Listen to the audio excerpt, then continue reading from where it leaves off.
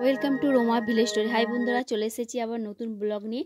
আর এখানে দেখো লাউ শাক নিয়ে নিয়েছি, একদম কিন্তু নরম শাক একবারে। আর লাউ শাকের আজকে রেসিপি বানাবো, সেটাই তোমাদের সঙ্গে শেয়ার করব। তার সাথে আছে মাছের একটা রেসিপি।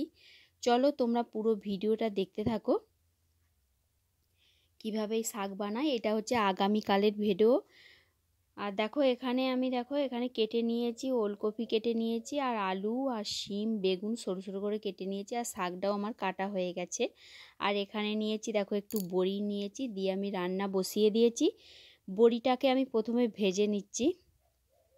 আর যে কোনো চচ্চড়ি তরকারিতে বড়ি দিলে খুবই ভালো লাগে। আর বড়িটা ভেজে তারপর আমি শিমটাকে ভেজে নিচ্ছি।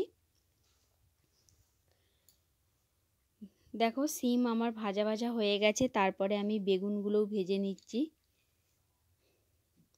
আরও কিছু ওতে সবজি দেওয়া যায়, আমার যেগুলোই ছিল বাড়িতে সেই সবজি দিয়ে আমি বানাচ্ছি লাউ শাকের রেসিপিটা।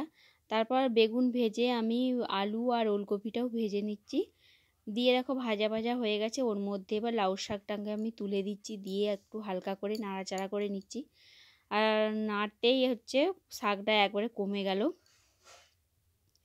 দেখো তারপরে আমি শাকটাকে লাবিয়ে রেখে তারপর ওর মধ্যে কড়ার মধ্যে 5 ফোড়ন আর কাঁচা লঙ্কা দিয়ে আবার শাকটাকে ওর মধ্যে তুলে দিয়েছি।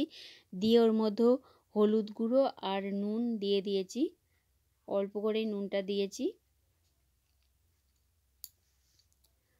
আর লাউ ডাঁটা চিবাতে বা লাউ শাক খেতে কিন্তু খুবই ভালো লাগে। তারপর হালকা করে অল্প করে জল দিয়েছি, দিয়ে আমি ভেজে রাখা শিম আর বেগুনটা তুলে দিচ্ছি। তারপরে আমি দিয়ে দেবো ভেজে রাখা বড়িটা ওর মধ্যে দিয়ে দেবো, দিয়ে একটু নাড়াচাড়া করব, হালকা সেদ্ধ হয়ে আসবে। দিয়ে আমি মশলাটা বেটে রেখেছিলাম, সেই মশলাটা এবার ওর মধ্যে দিয়ে দিচ্ছি। দেখো একদম কিন্তু আমার রেডি হয়ে গেছে লাউ শাকের চচ্চড়ি। কার কার ভালো লাগে এই লাউ শাক খেতে তো কমেন্টে জানাবে। আর তারপর দেখো এখানে নিয়েছি, দেখো বাটা মাছ নিয়েছি বড় বড় 4 পিস, আর ছোট একটা আমি ওইগুলোকে কেটে দুটো করে নিয়েছি। দিয়ে মাছগুলোকে ভেজে নিয়েছি, দিয়ে ওর মধ্যে কালো জিরে আর কাঁচা লঙ্কা টমেটো কুচি দিয়ে নুন হলুদ আর লঙ্কা দিয়ে, আর তারপরে দিয়ে দিয়েছি ধনে পাতা, দিয়ে একদম মশলাটাকে কষে নিয়েছি। মশলা কষা হয়ে গেছে, ওর মধ্যে ভাজা মাছগুলো দিয়ে তার উপরে আমি মশলা সর্ষে দিয়ে দিচ্ছি।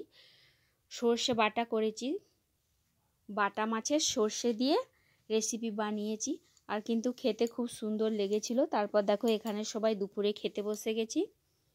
আগে শাশুড়ি মাকে দিয়ে চলে এসেছি, তারপর আমরা খেতে বসেছি। ভিডিওটা কেমন লাগলো? ভিডিও যদি ভালো লেগে থাকে তো আমার পাশে থেকো।